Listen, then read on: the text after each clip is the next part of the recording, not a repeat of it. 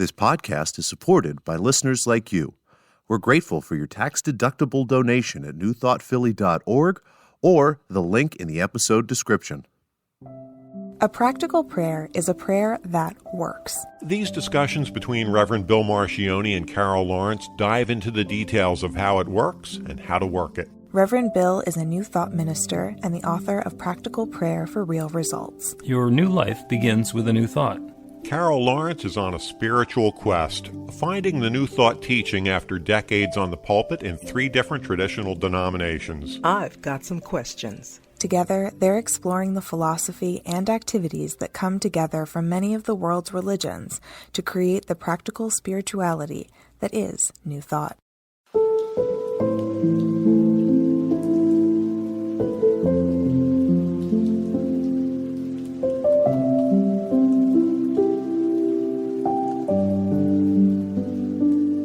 Welcome to the Practical Prayer Podcast. I'm Carol Lawrence here with Reverend Dr. Bill Marcioni. I love the idea that you had for the episode today. Oh, seems like I had a few. So which one did you love? Just the single word, nuggets. And that brought me back to when I was getting myself involved in the graphics and the printing industry. I went to a trade show and it's like everything is brand new and I learned so much and it was amazing. And then I went the next year and there were a lot of the same things that people were talking about, but there were still some valuable pieces that were in there. And after going to the same trade shows every year for 15 years, I got to the point where I was speaking and telling about some of the new things that you could do based on the old ideas that I had. And the people, the same old guys, same old women are up there pontificating, telling the same old story. And every once in a while, there would be a nugget. And that would be what made it worth going that year. So it went from being just completely gold, a whole gold mine, to there are nuggets in here, and it's valuable to find them. So when you suggested today that we talk about nuggets, I knew exactly what you were talking about. Or maybe not. Well, here's what I was talking about. Well, it's broad. So many experiences. Like I mentioned change, and you can't sum it up in just one thing. So there's so many lessons to be learned. For example, I spend guggaws of time with my kids, always have. I love them. They're quite grown now, but through them, here's what it's made me think about. I thought that by a certain age, you got it, right? Like mine, not theirs. And you just take the truth that you've learned and just kind of coast out with it. No, doesn't work like that. Does not work like that. These nuggets that I'm bumping into and learning, I'm like, wait a minute, you mean to tell me that there's no rest, coast out time? Like I'm going to be learning, dealing with nuggets all the way to the end? This stuff can be tiring, So, okay, so maybe isn't that the lesson to learn though? Is to not to wear yourself out doing the learning, but the coast out is to find that enjoyable groove. Because it's not like you need to figure everything out. You got a lot of it under control and figured out already. And if you're getting 10 nuggets a day and it's exhausting, then maybe you can get yourself down to 7 or 8, or maybe 5, or maybe 3, or maybe 1 a week. Exactly. But, you're talking to this recovering control freak here. So I'm, in my old life, I am prepared for every eventuality. Because Yeah. I'm a planner, right? And if a new one shows up, hey, give me a second. I'm going to work this out. Not excluding, the power of the universe and all of that. Not excluding that, but saying, listen, I got to move. I got to move. Now it's like, this keeps happening. Guess what? I'm giving up on this thing. Spirit, just let me know what you're doing. Because this is a lot. This is a lot. And change brings a lot. And I think, for me anyway, I am trying something new for the last couple of years and just relax and see where the change is taking me. And work with that. But it just keeps happening, it just keeps happening. And sometimes the change happens in several different directions all at the same time. And it's like, I'm right back into the vortex of having everything up in the air at once. I thought I outgrew this. I thought I had this one down. but it comes to me in a new way. I just wanted to say something to Arthur Anthony. He's got a note in there, and I don't want you to feel ignored. We may or may not be able to talk about that, but I see it. And guess what? I did copy your link, and I will look at it, I promise, like right after the show. So you hang in there with us, and Carol's you're not busy. ignored. Carol's busy. Yeah. And Okay. likely to be a nugget at the end of that story. Somebody was asking me yesterday about how you and I originally connected. And that is such an unlikely story. The only Facebook ad I ever ran, and the only time you ever clicked on a Facebook ad, and then I called you back immediately, and it was divinely ordained. But you're leaving out the most important part. Now, you can't leave this part out. I said to Spirit, I gotta have a teacher with flesh on it. I've been hanging out with the Ascended Masters for years now. I love them. I keep meeting new ones, but I really need a teacher that I can talk to that can answer me back immediately, that I'm not going to have to sit in meditation for an hour. Not that that's bad, but, I need a little bit of help here. And that's the day I went on Facebook. And that's when you came. See, it's important. Okay. I did not do the preamble there. And by the way, you also have a teacher who you can argue with. Like when I say something that you don't like, you can object immediately. It's like, wait a second. I don't know about that. Well, so this might take us I disagree with the Ascended Masters when we're talking, especially if we're not in a group. If it's one, I'll say, like James Allen, I'm doing with him right now. James, this is not going to fly. Okay. This is 2023. This is not going to fly. I understand what you're saying, but, and as I keep on reading, like he doesn't change his mind. He does not flex. So I flex, so it's depends on how you look at that exchange or conversation. With you answer pretty immediately. I don't push back as much with you. I'm so sensible. I don't think so. No. I don't push back as much with you because you are from this time space that we're living in. And if you're saying something that I'm not clear about because you're like this new thought genius and I'm trying to get there, I'll figure, okay, let me just figure out what he already knows within this, like 2023 space right now. With James Allen, they're back there in the 1800s. Okay, truth is the truth and it translates, but you guys ain't quite getting it. I'll just try to bring it up myself. I don't know. It's a little bit different, but I needed somebody with skin on them. You're the one Spirit sent. You're it. So Yep. right? I even said, you're kidding. Right. Okay. Him? Oh my gosh. Well, that goes, and we've already been through that, right? It was always a nice, you're kidding. So whenever you say something that I'm confused about or even disagree with, I always say, okay, Spirit, this is the one you sent, so let me try to figure out what he's saying. It doesn't mean that I don't come back and challenge you. Sometimes I do. I think that's part of it too, right?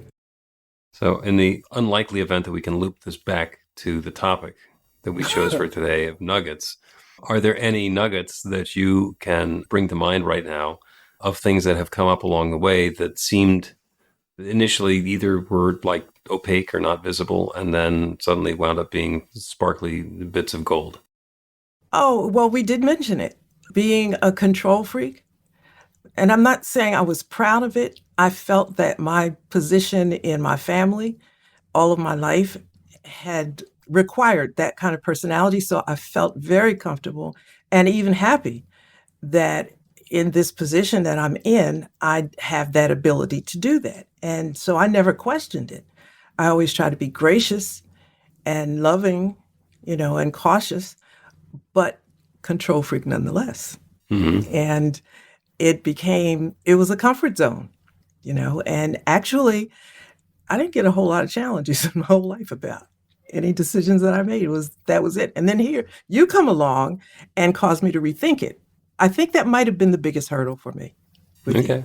Yeah, because it's letting go. Yeah, and the interesting part is going back because we have the entire library, the arc of our interactions coming up on 100 episodes worth that are all living out there in podcast land. And so somebody can start listening at episode 1 where you proudly proclaim your card-carrying control freak membership.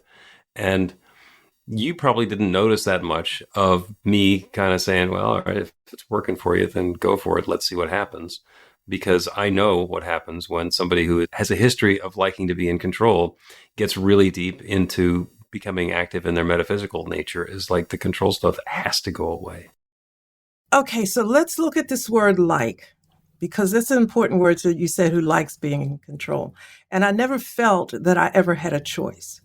I was born the firstborn, and that's a value, that's a position in our family, even in the extended family. You're the firstborn, you have certain responsibilities, you lead responsibly.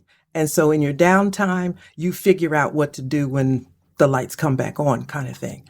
And so it's, and it's just how it was. And I was very proud to be able to do that in my corporate life and in every job. I just stepped into that. And it wasn't a like, it was who I was. And meeting you, you're saying there's another way.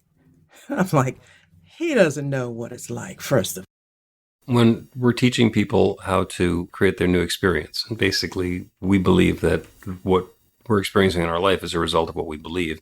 And some of them are beliefs that we are aware of and we know that we have them and they're chosen beliefs. And others are hidden beliefs that we don't know where came from, or they're from so far back that that's just the way that it's always been. Mm-hmm. And I am sure that you know a fair number of firstborn children who should have been the leading, controlling, let me take care of this stuff, that just screw it up completely. They're completely unable to do that. They drop the ball so often that somebody else picks it up and becomes the one who is going to take care of stuff that needs to be taken care of. My suspicion is you were the firstborn, so they tried handing that baton to you, and you grabbed it and carried it. That's right. You thought you had to, and you could, so you did. Absolutely. And that was the belief. That was the belief. There was no question. It's just except if you hadn't been able to, if you'd stumbled and dropped the baton often enough, your dad would have said, "Oh, okay, let's find somebody else who can carry this." I can't even imagine my father saying that. He wouldn't have said it. He would have just done it. Whatever. Right. I don't know. The definition of insanity is to continue to hand the controls to somebody who keeps crashing the car. It's like, no, eventually let's get a different driver. I think for the biggest learning for me with you in that regard was that there were others in my, like extended family, some other cousins that were firstborns, and all of us took our position there. But then when it came to us being together, we would always acquiesce to whoever was the oldest in the group at the time. So it was just a way of things worked. Never thought of it working any other way. But then now that you mention it, there was one who dropped it. But sadly, yeah. She was shunned. always sad. She was shunned. She was really shunned because she could not carry, the torch the way it is required in this family. Mm-hmm. Actually, she's several years older than I am. And about 4 or 5 years ago, we talked a little bit about that, a little tiny bit, because I wanted to apologize to her for how she had been treated, just being who she was. And it did a lot of damage to her, really. It really, really did. So much so that I didn't know what to do with that. I felt badly if I had been any part of it, but I didn't know how to fix it. Still don't, actually, because, you come faith. And I do want to say this too. It's not taking God's place. It's not that I didn't leave room for God. It was, our family was so God family, so much so that you think in your quiet time, you're getting input from God and you just carry it out. So it just becomes a natural way of functioning until you meet Bill Marcioni and New Thought. And here it is, the word, let go. I'm going to need therapy for this, right? That's what I thought. It happened. Let's But take a break. When we continue the conversation about nuggets, perhaps we'll talk about what we do when we learn that things are different than we thought they were. yeah, Learn to put practical prayer to work in your life. The steps are simple to learn and let you begin to get real results to create the life of your dreams immediately. Reverend Bill Marcione's widely acclaimed book, Practical Prayer for Real Results, gives you a clear summary of the New Thought principles behind practical prayer and the series of easy-to-understand steps found in the most effective prayers from religions and spiritual practices all over the world and throughout history. Practical prayer is not a replacement for your religion or practice. It's a technique to make the work you do in consciousness even more effective. The book includes 40 prayers on various topics that you can adapt as needed and use as your own. Practical Prayer for Real Results is available in paperback, Kindle, and audiobook on Amazon or at b-the-light.com. That's b-the-light.com.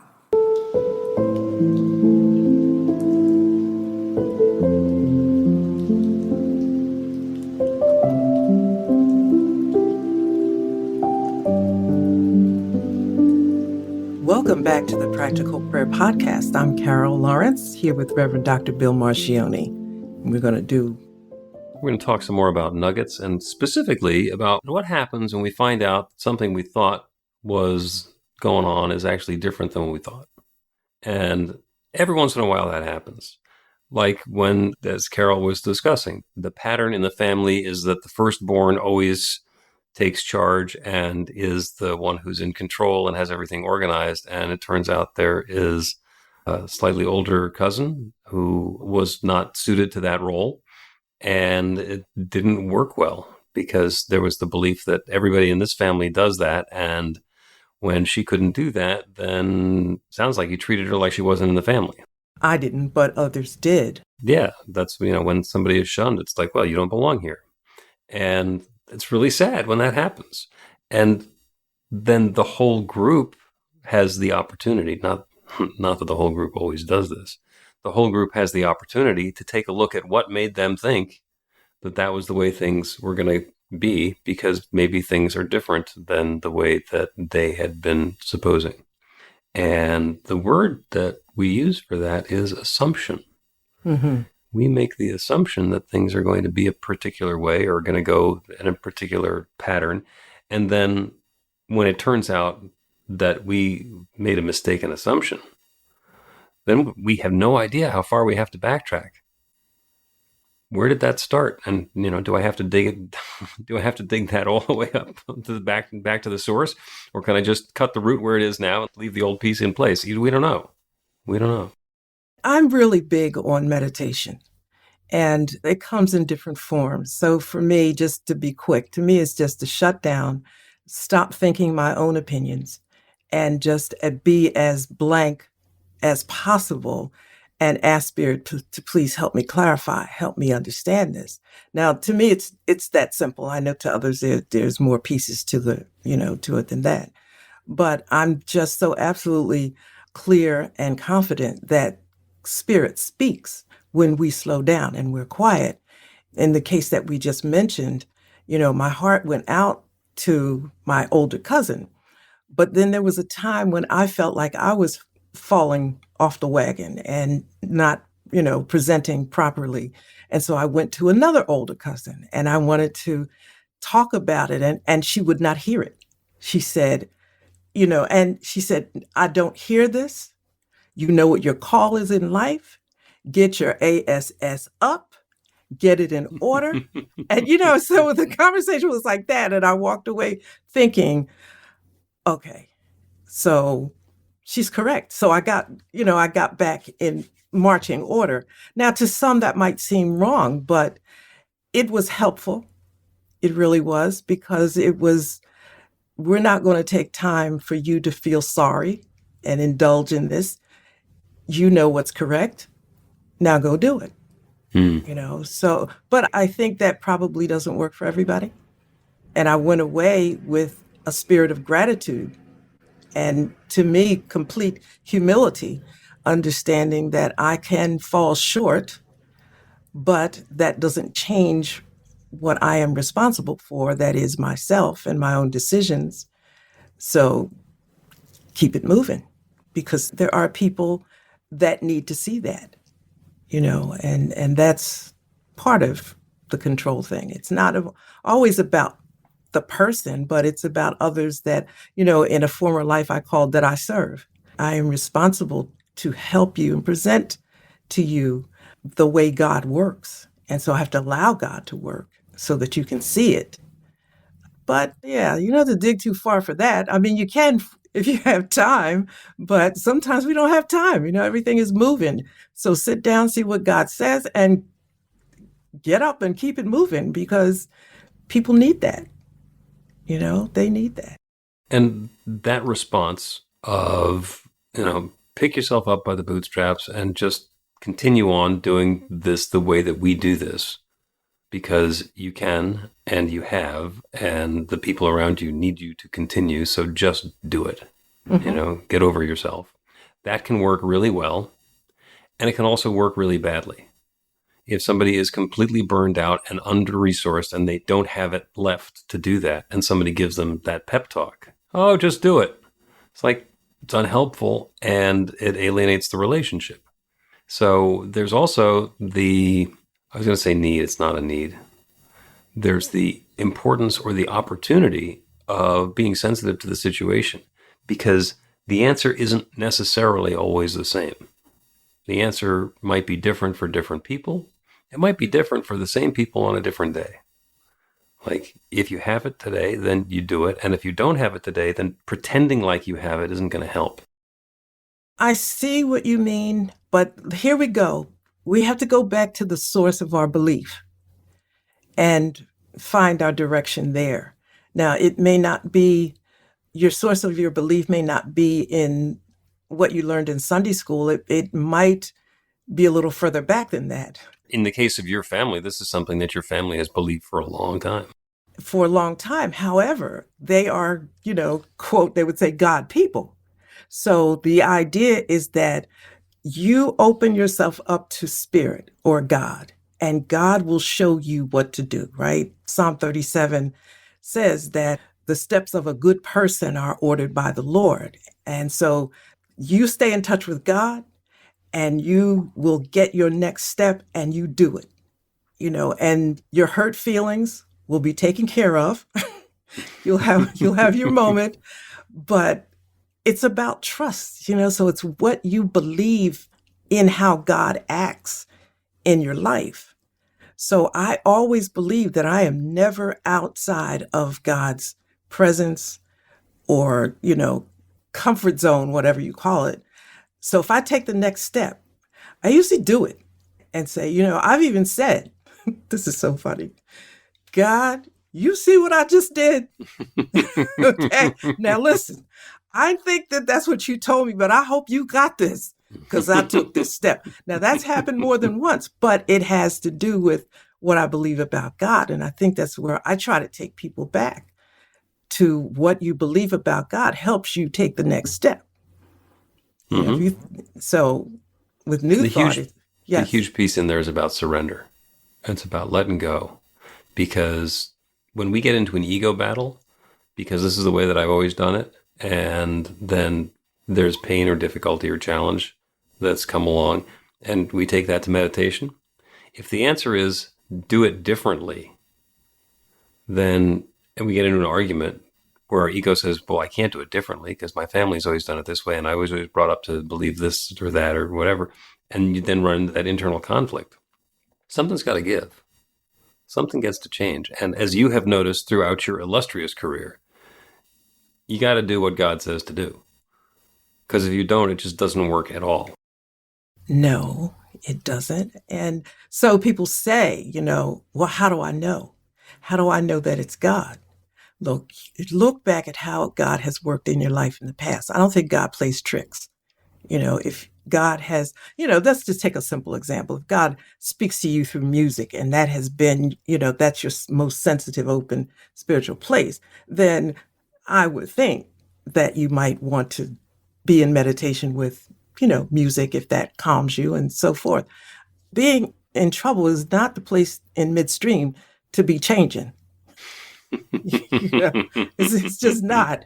So, in the toughest places, even with the pressure from family, I know God will tell me the next. Now, I have had times when I've said to God, look, this is not what we discussed. This is not it. And so I'm not moving until you, God, get back on track with what we were talking about. And then I laugh and sit there. Now, it's important not to get up after you say that. You got to stay, right? You got to stay. After you've gotten all that out of the way, then sit. And the next thing is to trust and receive. And if you don't get it within your time of meditation, just get up and walk, just go on with life. It's going to come. It's going to come. Yep. So you will always know. Yeah. And there's a lot of times, somebody will get an idea. And this happens a lot to we recovering control freaks. We can recognize that it's happened. Because I spent a whole long time in that same exact category where I could figure stuff out. I don't know that you ever told me you were really a control freak. I didn't know that. Oh, yeah. Perfectionist control freak. Yeah. And so it is possible to have our minds come up with a great idea and convince us that it's a spectacularly good idea. And it's possible for our ego mind to do that while we're sitting there trying to meditate. So here's this quiet place, and I used to do voices on the radio, and sometimes that ego voice does a really good impression of the still small voice, and it's trying to convince me that this is spirit speaking to me, when it's my ego trying to pretend like this is God ordained. And the paradoxical thing that I found is really helpful is resistance. When I get a great idea for something that I can do, something new and wonderful that comes up in a meditation, if I go out and do it and it was my ego, then there's, it's like a sitcom ready to happen. And if I just resist, say, well, maybe that is a good idea, or maybe not. Let me just sit on that for a little while. If it's my ego, it tends to come back with an embellishment or a different idea. It's going to keep trying stuff until it can convince me that we're in charge and let's go ahead and roll this thing down the hill. And if it's truly God speaking to me, God calls back. Same message one more time, and again and again and again. Letting it go through voicemail, trying not to answer the call, does not work. When Spirit wants you to do something and you're open to doing what Spirit wants to do, the message comes through loud and clear and repeatedly. You need to listen for it, but it doesn't have to be subtle. You know what? That's a lot. That's a lot, because that's a lot of thinking, right? I'm a little bit more simplistic, probably because I don't know as much. So you have established over many years a technique. So you just know intuitively and within yourself when it's Spirit speaking. Yeah, because I've tried to learn. I listened to you about the ego, and I've tried to learn that. I've tried to see what is ego, is it speaking, and it confuses me terribly. So for me, if something comes to me, I'm thinking, I wake up in the morning before I get up at 5 a.m., between 4:45 and 5. And by the time my foot hits the floor, I got a whole bunch of ideas. On yesterday, something new to do with this one, and I just shut it all down. And when I get to my meditation spot, I just say, listen, now, maybe this is ego, I don't know. But I get up, and when I'm done, I'm thinking, okay, I'm going to look for signs and messages to support what I'm thinking. I'm really not doing a whole heck of a lot right now, because I don't know how this is going to work out. So, for example, I have a lot on my plate over the last several months, stressed out stuff, and I didn't know what to do. And I was trying to make decisions and nothing seemed right. I got an envelope in the mail that had some money in it, designated for one of the things on the chopping block on my list. I was ready to chop it. And this check came in and paid for it and took me so far over what I was concerned about. That's how it works for me. I mean, it's not that I don't have to think it, I do. But I just know that Spirit is going to respond when I'm chilling, when I'm quiet, and if I'm patient. And that check had been in the mail for about maybe several days. And I just looked and I said, you know what? I don't have to think about this anymore. I had to catch a tear, right? Because I was so frustrated about this particular thing. I didn't have to think anymore. Spirit worked it out through somebody else and said, yeah, you're ready to give up? Spirit says, not yet. Not yet. So, Not yet. Man, chop something else, but not You're not putting that down yet. Yeah. Let's take another break and then do a practical prayer on releasing and opening and accepting. And it's going to have to do with fists.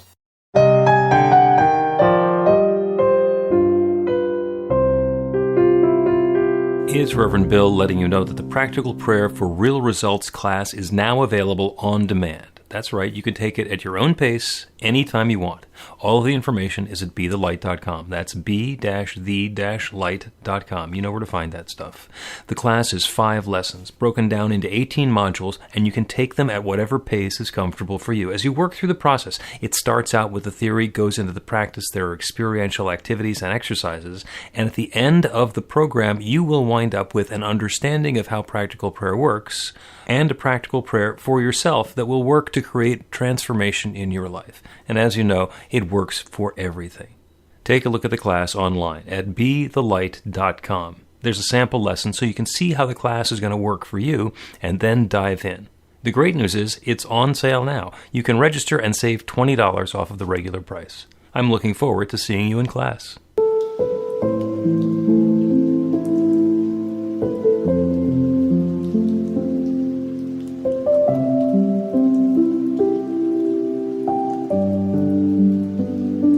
Welcome back to the Practical Prayer Podcast. I'm Carol, here with Reverend Dr. Bill Marcioni. And we're going to pray. We're going to do a practical prayer. And this is about guidance and allowing Spirit to inform us as to what our next steps are. So we've been talking about that during the podcast episode today. And this is part of the very specific technique that we can use to do that when we're in a meditation or a prayer. So let's do that. Start by turning away from the world around you. There's stuff, there's ideas, there's thoughts and notions and plans that we all have. And they're very valuable. And they are a lot of the ways that we organize and operate our lives, according to these great ideas that we've had and understanding of how all the pieces are fitting together and how the world works and how other people are going to be supporting and engaging and opposing and interacting with us. And maybe that's all true. And maybe there's something bigger. So as we turn our attention away from the specifics and the details in the world around us, we can open ourselves up to the divine presence, that God essence, that is everything, that is everywhere, that is everyone. That one creative force that has shared itself as all of its creation. Everything, everywhere, everyone is God's divine presence expressed in a unique and specific way. That infinite intelligence that knows everything, that has created everything, that has created each of us, is the same intelligence with which we're thinking. All of the knowledge, all of the insight, all of the wisdom anywhere is available everywhere, and that means it's available to each of us at the exact perfect moment. And in order to be filled with that next new idea, the first thing we get to do is let go of the old ideas. When we're breathing, we can take in a big deep breath, but we can't take in another big deep breath until we breathe out the first one. There is a process, there is an unfolding. And by releasing whatever has led us to this point, whatever we thought we knew, whatever we thought was important, as we open to that next new possibility, we surrender the thought that we already have it figured out. We can open ourselves to something brand new. We can allow that newness to fill us up. The metaphor is the fist. If you clench your fist, it feels powerful. You can throw a punch. You can hold on to something. You can grasp firmly. And by releasing, by opening our hands, We have the ability to receive something new and different. There's still the possibility of clenching our fists again. There's still the possibility and the opportunity to grab something, or to lift something, or to hold something, or to embrace something, or to throw wide our arms and allow some wonderful new experience to happen to us. That infinite creative power that creates everything is ready to give us that next wonderful, joyous, happy, prosperous, healthy, vital, loving, comfortable, creative, spiritual experience. And as we let go of our insistence about how it's going to work, we open ourselves up to wonderful new possibilities. And that infinite creative power that creates everything creates this next newness for us, through us, as us, each individually and all together. That is how newness flows into the world, as we let go of whatever led to this moment and embrace that brand new possibility, to allow ourselves to be guided by that still small voice, to allow ourselves to take steps in directions that we might not have considered previously, to allow ourselves to move ever higher on our own evolutionary path. That's how love unfolds. I'm so grateful for it. I'm grateful for the good that's showing up for and through and as each of us. And I'm grateful to be able to release this word into that creative law, and to know without any question whatsoever that the law is already responding. It's already saying, yes, this good is already underway. That wisdom and insight and uplift and guidance and newness and freshness is happening now. And so I let it be. And so it is.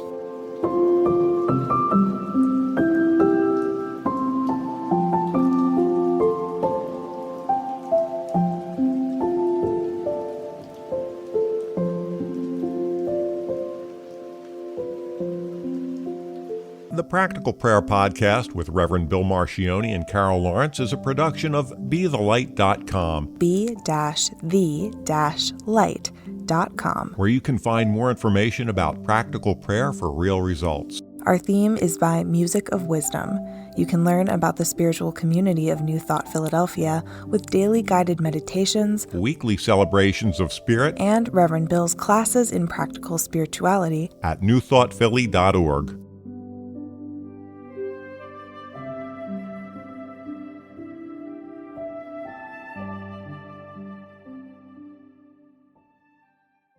This podcast is supported by listeners like you. We're grateful for your tax-deductible donation at newthoughtphilly.org or the link in the episode description.